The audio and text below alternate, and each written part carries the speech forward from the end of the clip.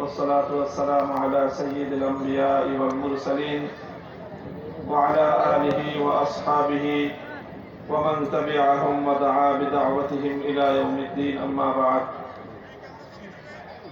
أعوذ بالله من الشيطان الرجيم. بسم الله الرحمن الرحيم.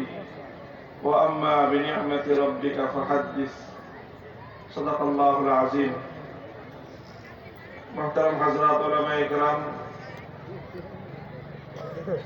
সম্মানিত সুধীবৃন্দ, আমার প্রাণপ্রিয় টাঙ্গাইল জেলার অধিবাসী ভাইয়েরা, বন্ধুরা,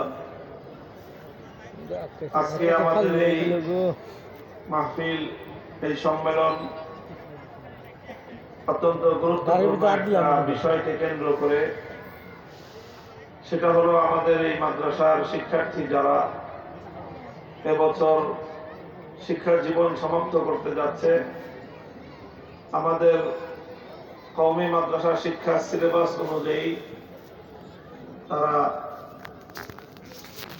বাংলাদেশ সরকারের প্রদত্ত মান অনুযায়ী মাস্টার্স সমমানের দাওরায়ে হাদিস সম্পন্ন করতে যাচ্ছে। তাদের সর্বশেষ সবক, সর্বশেষ পাঠদানের মাধ্যমে আনুষ্ঠানিকভাবে তাদের শিক্ষা জীবনের পরিসমাপ্তি ঘটবে।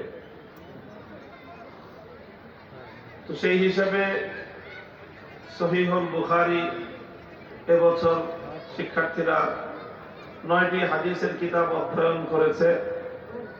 সেই 9টি কিতাবের মধ্যে সবচেয়ে গুরুত্বপূর্ণ যেই কিতাব সহিহুল বুখারী, এই বুখারী শরীফের সর্বশেষ অধ্যায়ের পাঠদান, যেটাকে আমরা বুখারী শরীফের খতম হিসেবে আমরা যে অনুষ্ঠান হয়ে থাকে,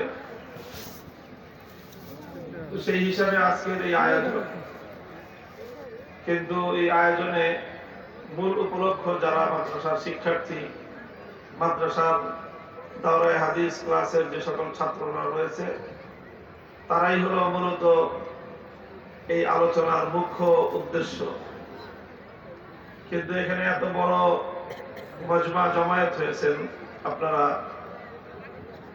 তো আলোচনাটা করা এখন একটু বিষয়টা কঠিন হয়ে গেল। কারণ একটা হাদিসের একাডেমিক আলোচনা, সেটা যেটা ছাত্রদের জন্য উপযুক্ত, সাধারণ বহু মানুষ সেই আলোচনার অনেক বিষয় অনুধাবন করতে পারবেন না।